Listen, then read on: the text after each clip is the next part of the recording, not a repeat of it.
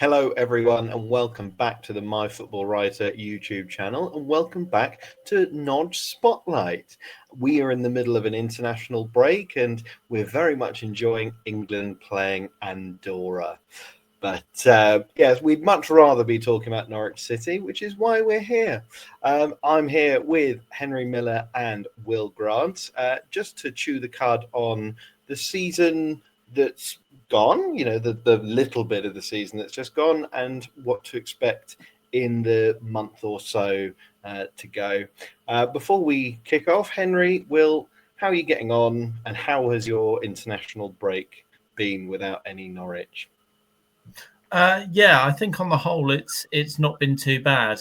I think you can't really read too much into these World Cup qualifiers, to be honest.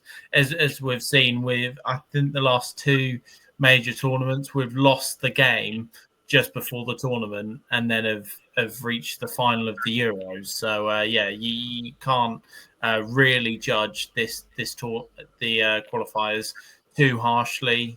We did get the win, of course. And as long as we're on the plane to North America, that's all that matters. So not too worried that we looked unconvincing, but looking forward to football coming back for real, so to speak, against Coventry at the weekend. Yeah, all is well with me. Although I do have a bit of a cold right now. Quite a good long weekend. I saw Coldplay play on Thursday, so that was absolutely magical. So I think that was my my dose of entertainment during this international break. How about yourself, Jack? Well, I hope your weekend was all yellow. I'm jealous of Will, because me and my girlfriend, I was saying this to you guys before we start recording. We had tickets to see Post Malone at the Tottenham Hotspur Stadium. The gigs were cancelled or postponed, because of tube strikes. And I don't think we can make the return date. So in a bit of Post Malone limbo, shall we say? So not ideal, but that's really the only downside. If anyone would like Henry Miller's Post Malone tickets, just let him know. He can post them to you, I'm sure. Put a comment down below if you'd like Henry Miller's Post Malone tickets. But I mean, looking back on what has it now been, about a month of the season, it's been a very kind of bizarre campaign so far, sort of looking back on it all retrospectively. Completely 100% win rate away from home and 0% win rate at Carrow Road. I mean, after a long season under Torup where we dreamed of being better away from home, the wish has kind of gone a bit too far. I think there's definitely been some standout performances from some of the new signings, that, maybe taking some time to bed in, or we've already made a bit of a negative assessment already, and also some established heads, as we all very well know, have stuck their head above the parapet and have performed very well for us. But a bit of a kind of weird state in terms of the form. Henry, how do you? Oh, Henry and Will, how do you see the projection of the team? Sort of in the next coming months, obviously, with the international break ending, although I think there's another one in about 4 weeks. It's going to become a little bit sort of quicker and faster in terms of the number of fixtures. We're going to start having midweek fixtures under the lights.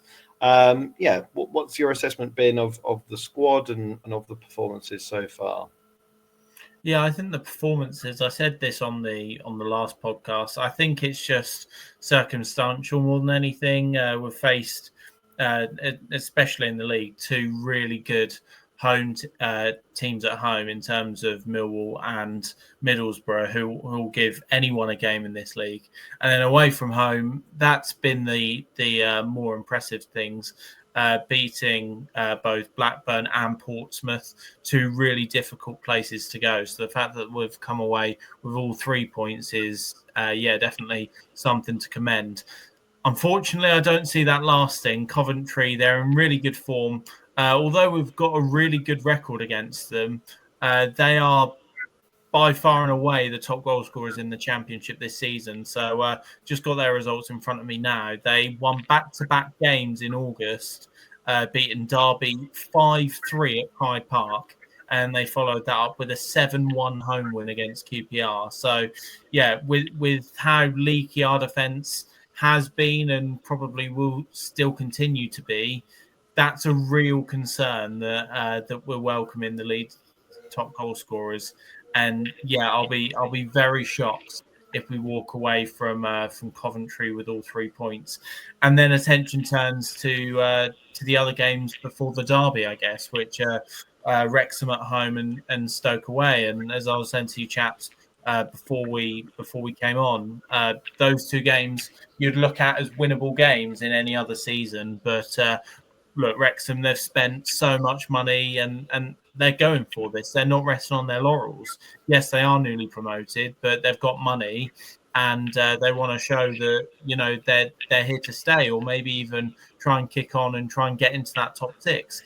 And it's the same with Stoke under Mark Robbins. They're normally around the 15th to 18th spot in the Championship, but they've started really well, and they've had a great start to the season. So that being away from home as well, again, it's not going to be an easy test. So it'll be tough going in to this next month or so, but hopefully Norwich can pick up at least a couple more wins.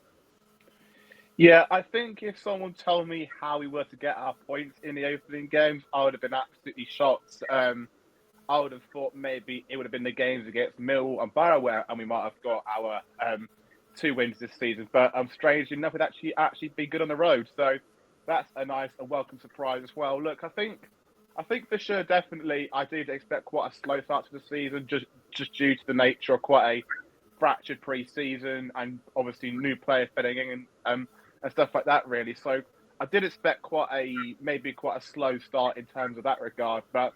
Maybe especially at home, I think especially so far this season, I've probably been a bit critical of the team's performance levels. I still, obviously, I brought it up obviously in a live stream as well about last week that I think the level of performance at home to away has been absolutely drastic, and I think it sounds really weird saying I think not actually prefer right now actually to play away from home, but it definitely does feel like that.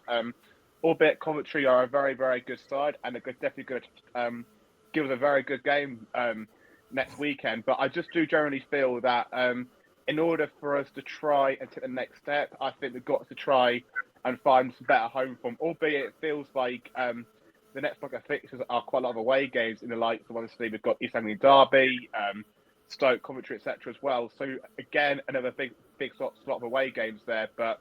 Yeah, I think for me, the games against Wrexham and West Brom, but probably more so Wrexham in particular for me, they're the games where I want to see Norwich against a low block side this year and kind of how they can kind of break those teams down, because I feel like the way our team's built, especially under Man in this season, it feels like it's orientated towards quite a lot of physical profiles in that midfield and defence and stuff like that, and also as well height. And that's quite rare for Norwich. Normally, it's been kind of based on precision and good ball playing midfielders and stuff like that. Really. So, yeah, although strangely, I think Wrexham, etc. Like that game could be a great chance for us to get points. I think more so, but weirdly for Norwich, I feel more actually confident playing the likes of Stoke, and maybe even Coventry away, because I feel like our squad probably actually maybe fits better to play in those quite exuberant teams at home as well. So, look, we'll see what happens, really. I think it's going to be very, very fascinating, but I think Norwich have got quite a lot of tough games coming up as well. And although it feels like the mood around the fan base has seemed to fluctuated on each game so far, I definitely do feel I don't think Manning can afford a window of maybe 3 defeats, for example. Yeah, and I think you look at all the results that we've had. Obviously, ignore the cup games because they don't really count. But obviously, they're indicative of the terrible home form, the brilliant away form. 2 wins, 2 losses, but with all of those, you could probably say that if Norwich had picked up a point in all of those, you'd probably think, oh, well, that's probably in line with how the individual games have played out. I mean, how Portsmouth didn't grab a point, I don't know. If we'd have had 11 players against Borough with that late fight back, maybe we would have got an equaliser.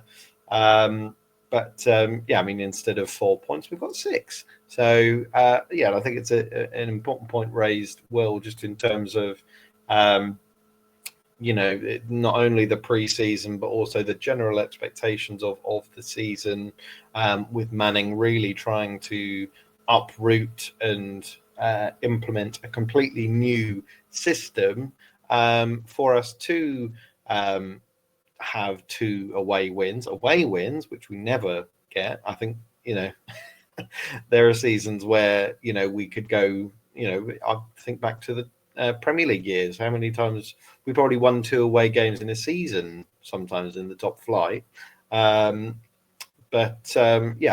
think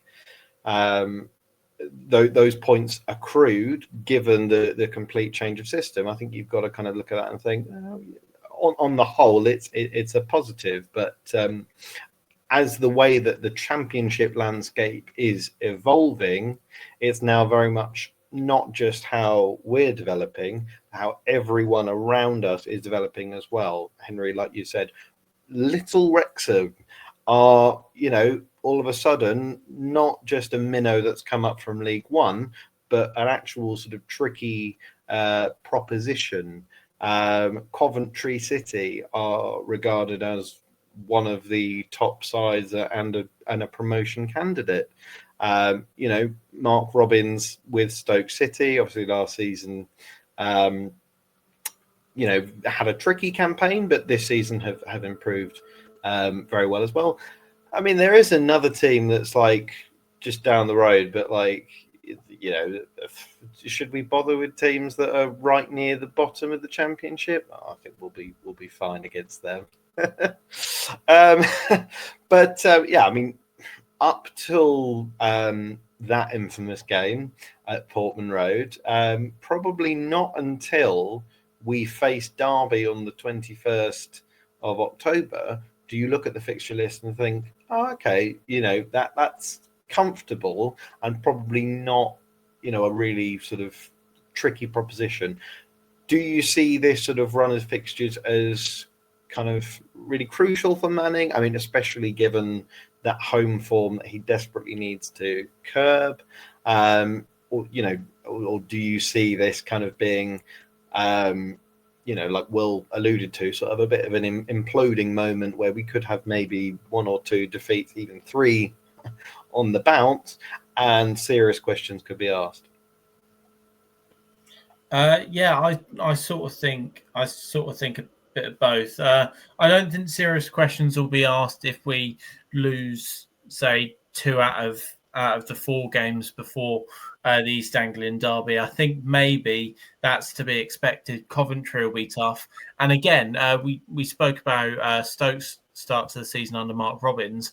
Well, what a job Ryan Mason's doing at West Brom, it seems. They're in the automatic promotion places. Of course, West Brom in the Championship are always going to be one of the strongest teams, but they've started really well. So that will definitely be a really difficult game, given Norwich's home form as well.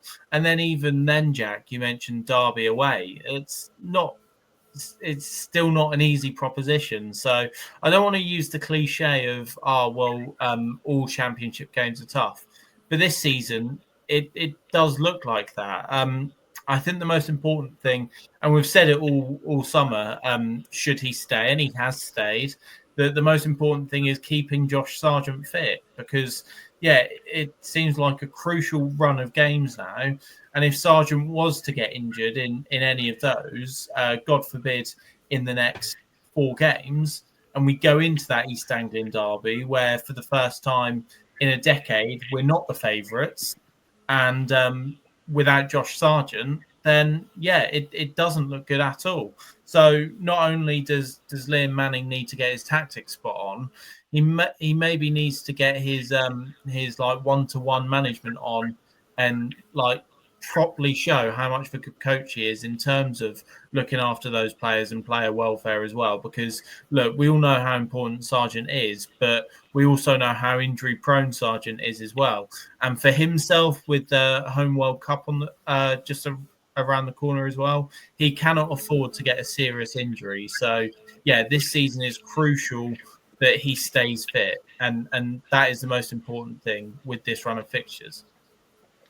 Yeah, I think for me, it's a really interesting point which you raised, Jack, because I feel like the fan base will definitely expect points on the board this block of games, because I think the major reason why JHT ultimately got sacked last year, albeit due to quite a poor defence, obviously that's a really, really fair point. But I also think another point to add as well is that our record against like the top 8 side in the league last year was very, very poor. And I feel like it's been like that for a while now as well. Maybe you could excuse some results under Wagner, but even still then, I think there was still quite a few times where we got humiliated a bit as well. But I think in order for Norwich to compete well against these sides, they've got to start playing better and at a better level each game for me. I think right now we're seeing too many examples where we'll see Norwich play well across a full game of football, maybe like once or twice a week, for example, and then they get to Carrow Road the following week, and again they're poor. I think that there has to be a process where Norwich actually focus on their performances first before then we start trying to say to ourselves, oh yeah, we can definitely compete. Obviously the games against Coventry, Stoke, West Brom, etc. coming up, they're going to be hard for us to compete in, and they're going to be hard for us to try and dictate from the off, really. But I still think there's another step which Norwich take at the minute before we can think about maybe us winning at the likes of Stoke and the likes of Coventry, etc. I think we've got to actually just try and replicate some real good performances back to back, because right now I'm still seeing us be so inconsistent, even in the first 4 games of the season. Look, I know the sample size is small, but I think if you're going to be a good side, then you've got to get the building blocks in place as they come, really. And I think the first block for Norwich is to try and back up some good performances before we can think about us going away to Coventry and us going to Ipswich and trying to compete and win quite comfortably, really. I still think there's still a bit of growth for us to get to that stage. But look, also, it's a championship.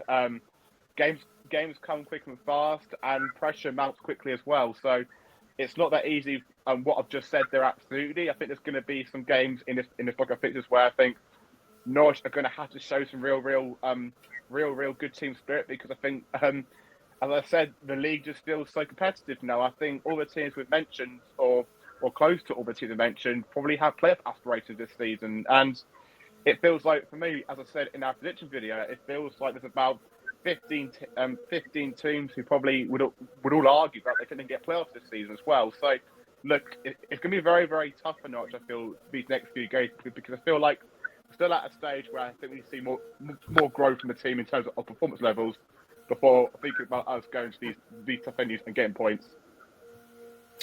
Yeah, and I think it's one of those. I think I said in the last podcast that we're not really open defensively. We're not conceding bucket loads, but we're also not free flowing and scoring. What we do know for a fact is that we have a very good championship striker in Josh Sargent, who is carrying the goal tally himself. We have a very good championship quality centre back in Harry Darling, but the defence around him, needs a bit of working on. I think those are definitely kind of building blocks to kind of build around, and I think those 2 players at least keep them fit. And I think that's really something to build on. I think obviously there's something which we haven't even really spoken about is the impact of Pelle Mattsson, the guy who came in when that other guy left, I forget his name, but he's obviously come in as a first team quality option. We speak about how packed that midfield is. But he's someone who's had a full pre-season, has already played Europa League games, I think, for Silkeborg. Surely that's one that he can kind of slot in and really kind of elevate that sort of midfield. So speaking about these fixtures, like you say, Coventry tricky, West Brom tricky. If we lost all the away games and won all the home games, we'd probably be a little bit more happy, which is weird because we'd then go back to thinking the exact thing. It's like, no, I just want to win constantly away. I don't care if we don't win at home. But that elusive home win, it's really haunting Manning. I think even if he gets a draw against Wrexham, I just think that's not enough. What is it with these home games? How can we sort of elevate our performances at home? Is it a bit of kind of fear, or just kind of getting used to the system, or is it just some sort of weird voodoo that's been put on Carrow Road? I think it's mainly in terms of like getting used to the system, as you said there, Jack, because not only have a lot of these players not played in this team before with these players, they've also not played in this formation. So there's a lot of getting used to for the new players especially.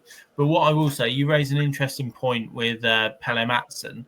Of course, he's come in highly rated. He's a player who Norwich have tracked throughout the entire summer, and it could be a good thing to introduce him against Coventry because people won't know. Coventry wouldn't have been able to see how he plays in a Norwich shirt and how he plays in the Championship because he hasn't. So yeah, it could be a good thing that we have a player there who is an unknown to the opposition. So actually, if he does start, then hopefully we can expect good things. Yeah, and I think as well, what you've got to consider is I feel like throughout Manning's tenure here so far, it feels like the emphasis has been around that defensive shape really, and trying to get that shape solid and stuff like that. And I just don't think that there's probably been maybe enough time really for him to really try and get across his attacking ideas against the low block yet. I mean, obviously they would have done their prep beforehand, kind of ways how they can hurt the opposition. But I feel like the teams that Norwich have faced so far haven't been teams who have just come to Carrow Road and wanted to sit in a low block, for example. I think there's been teams there where I feel like they want to try and counteract what Norwich try to do in terms of their quality and in terms of how they can try and be effective against us on the counter attack in some ways, and how they could try and utilize the flanks, for example, stuff like that. So I just think I think my head is saying right now, I think the sample size is to maybe a bit too early to criticize the system, especially at home, because I feel like there hasn't been enough games yet to actually see Norwich against those teams who play defensively. I think when obviously the likes of Wrexham come to Carrow Road shortly, and stuff like that, I think that's going to be a real good test for Norwich, kind of how they can utilise their quality to break down quite a rigid low block as well. So, look, I think it's where them where I feel like we've got to be patient and we've got to try and showcase our qualities at the right time, 100% for sure. But yeah, I just think the team so far has been orientated around trying to get players playing in a cohesive and good shape out of possession as well. So I think it's all about time, unfortunately. And annoyingly, I think time is the biggest healer, but unfortunately in football, it's quite hard to get your head around that at times. I do apologise because it does sound like Jack is in an airport departure lounge. So yeah, that's my laptop. Ignore me. I hope you can all hear me. But I don't know why it's doing this. I'll be off to Istanbul, Gabi Sarah soon. Yeah, I mean, in terms of looking ahead to these fixtures, you can analyze Manning's tactics. You can analyze the system. You can say, oh, what formation should he play? You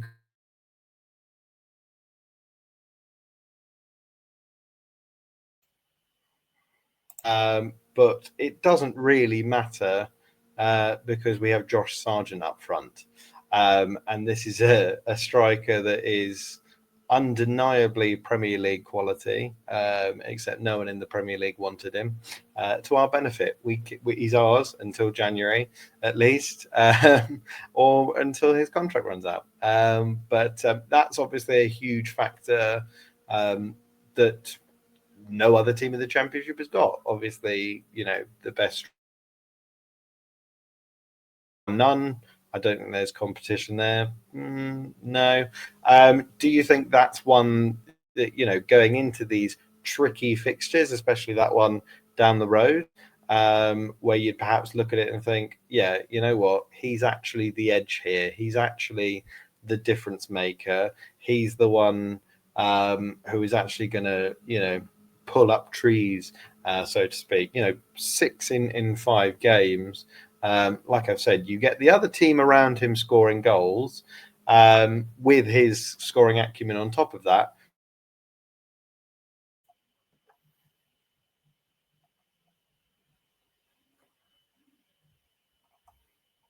Yeah, I think 100%. I think when it comes to Josh Sargent, you sort of hit the nail on the head there, Jack. We sort of need the other players around him to be scoring goals, because then if they are finding the back of the net on a regular basis, then we can wrap Josh up in cotton wool. But the way this season started, we can't do that, and he is more likely than not having to either play deep into games or play the full 90, because he is our biggest threat and our biggest outlet. However, if Viscoran can start scoring and Antti Sienats gets back among the goals, then we can manage Josh Sargent's minutes better than we probably ever have done. So yeah, it is definitely imperative that goals come from all over the pitch. But no, you said there as well, 6 in 5, like no other Championship striker has that return or will have that return throughout the rest of the season. So yeah, he is the key player. He's always going to be. If Josh Sargent is on the pitch, he's always going to be the danger. Yeah, Henry's absolutely spot on there for me. And you can just tell, even in our 4 games, it feels like our whole build-up and playing possession just orientates around him so much, really. And I probably do have a lot of concerns if he does get injured or he has to be rotated. I said many times on this podcast, I like what Antti Sienats brings. I like his traits to some extent, and I think he's effective in certain moments of games. But I just think if that's him doing like what Sargent does, I just can't see the same level of threat, really. That isn't to say that Ante is a bad player. Of course he's not. He's got some great qualities, and he's a good player in his own right. But the way how Sargent just offers us quality when he wants to come in deep and when he wants to run in behind, he's just got that all round game, really, and it just shows so much for Norwich. I think the amount of times, especially at home, when I've seen us play on the ball, we're so deep, and we find it really hard to get out. And what we decided to do now is just go along to Sargent and just hope he can kind of almost contest, almost Grant Holt-like to an extent, where he's just battling defenders and trying to get territory for the team. So I really do worry in games when he isn't available, because I think I just think our whole game just revolves around him, and I think what Manning said during his pressers this season so far is that his main aim is to try and get our best attacking players in the right positions. And look, I think he's done I think he's done a very, very good job of that so far. I mean, look at Sargent's goal record; it's absolutely fantastic so far. So look, he's doing very well from that extent. Obviously, it's so hard to try and make judgments and predictions when, in theory, we actually haven't seen much of Norwich without Sargent yet under Manning. So it'd be harsh for me to sit here and say, oh yeah, we will look like twice a side, like twice a week aside, for example, because we haven't even seen that scenario play out yet. But it's just in terms of what Sarge brings us in and out possession. He's quite comfortably the best striker in the league, really, in terms of what he brings to this club as well. And I generally do think him staying at least till January. I think, although we've actually been speaking about how hard Norwich's games are coming up, I think in some of those games he'll win his games because of his goal score record and his ability in front of goal. So he's such a good player. But I also do think I had a mindset as well where I could even see him going in January as well. So I think then my mindset all of a sudden changes to actually Norwich have got to try and get the most points they can before he goes, because I feel like it'll be quite a slow transition after he goes. Try and find a replacement, and then you've got to try and give him some time as well. If he does leave, that is anyway. But yeah, I think my mindset is strange at the fact where he's that good. I feel like we just got to try and utilise his qualities now before it's too late, before he goes, really. So look, the next few weeks are going to be absolutely important for Norwich. I think if Sargent performs really well, then we've got a really good chance of being up there. But look, who knows? It's going to be an interesting few weeks ahead for sure. But yeah, he's just so important to us. Look at us worrying about Josh Sargent leaving in January with the window having just closed. This is it's so Norwich, but Norwich is going to Norwich. But I mean, obviously, the benefit of him staying until January is that's like 3 or 4 months. I can't do the math. 3 or 4 months until January, where his value, if it's around £22 million now, or even before he scored 6 in 5, you're now looking at a championship level striker who could be somewhere like 30 to 40 million. So, you talk about, the obvious team benefits and the obvious points benefits of him staying in that squad. There is a huge financial benefit to the club as a whole, keeping him longer, and, allowing him to show what he can really do. And any American fans watching? Yes, he is really good. I don't care that he was rubbish against South Korea. Maurizio Pochettino doesn't know what he's doing. Liam Manning is clear. So, I mean, the next fixture is obviously Coventry away. William, you're going to be there, aren't you? I obviously won't, because I famously don't leave the house. Yeah. We've all kind of alluded to it and spoken about it already in this video so far. It's going to be a very tricky fixture, a team that hit QPR for 7, a team that scored 5 at Derby, under Frank Lampard, of course. They're looking like they're going to develop and improve on last season's playoff finish.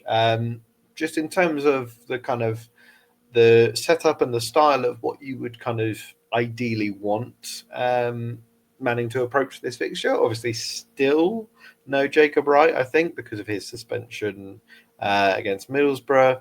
But we've spoken about Pelle Matson as potentially someone that could come in. He started with a back 4 against Blackburn, but still really, really insisted on those fullbacks going forward and a centre midfielder coming into defence.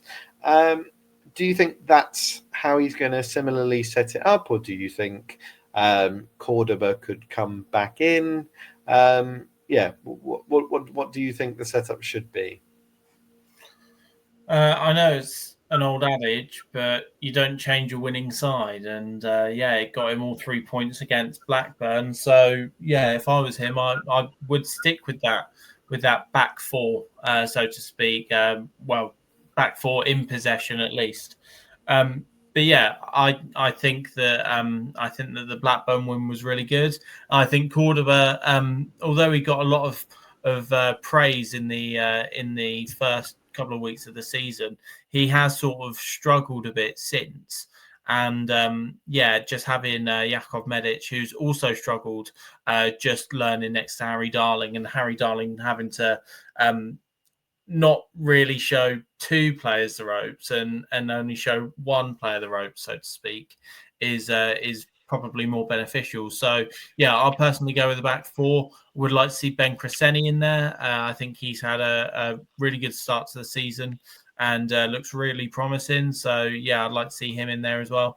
And why not play Pelle Matson? Whether you start him or whether he comes off the bench, we signed him for a reason. And as I said, he's a player who Norwich have clearly had an interest in. They've been targeting him all summer. It was a transfer saga, really, wasn't it, with Pelle Matson? So yeah, why not bring him in? And you've got players there like Mirko Topic as well, who've just been improving every single game. As long as the two dependables start in terms of Kenny McLean and Josh Sargent, then we should be fine, and we should have a platform to build on with them. Yeah, I think these are the games as why we brought Manning into the club. I think Manning was obviously, he's renowned for being adaptable in games, obviously trying to identify and pinpoint teams' weaknesses and how we can try and combat that. And I feel like I look at Coventry's team. There's a lot of talent everywhere, really, but I always feel whenever we play Coventry, they've always got a great midfield, a great attack, but I generally do feel there's always room to try and get at the defenders. I know I would probably say the defenders have probably improved since they last played us in January at Carrow Road, the likes of Bobby Thomas, etc. But I do always feel like their back line is quite vulnerable. I've always been a bit curious why they haven't looked to try and invest in that area of the pitch for sure. But I think the aim of the game for Norwich has got to be play in a combative and respectable manner in terms of nullifying their midfield and their attacking threats. I think the likes of Mirko Topic and probably Kenny McLean in that double pivot is going to be very important. I feel like you look at Radoni, Grimes, and Torp. I think right now that probably midfield three is probably the best in the league right now. I think that's probably maybe a debate. But I feel like and the issue as well when you've got those three midfielders and then you also add in the likes of Mason Ephron Clark, Haji Wright, it gets to a stage where it does get quite daunting for Norwich. But I do feel like this side has got character. They showed it in the games against Portsmouth and Blackburn, where although they probably weren't at their best in terms of free-flowing attacking football, what they did show was great resilience, especially in the second half against Blackburn and also in the second half against Pompey as well. But one thing for sure is I think although I think maybe the game against Watford probably isn't the best example to describe it, but I think definitely the games against Pompey and Blackburn is. I feel like in those games, I feel like Norwich were kind of let off at times, just due to maybe a lack of quality from the opposition. But I feel like in this game against Coventry, they're going to put those chances away. So I think Norwich have got to be they've got to be clinical in front of goal, but B, they've got to be much more decisive in those defensive moments as well, because Coventry have got quality there and they will hurt you. So it's up to Norwich to try and match their quality, try and be combative and try and manage the game effectively, because I feel like especially if Norwich can try and keep a clean sheet maybe for the first hour of the game, and the thought of having Sargent up front in the last half an hour, that's a proposition which I think is very exciting for Norwich. And I think with the legs of Kaviskas maybe off the bench as well, and just the natural speed of Diallo as well. And I think there's definitely room to try and get out of Coventry for sure. But it's all about trying to nullify their threat. I do see goals, and you know what? I'll go early with a prediction here, but I can see it being 2-2, a real good game of football. I think two teams who love to try and play football in quite an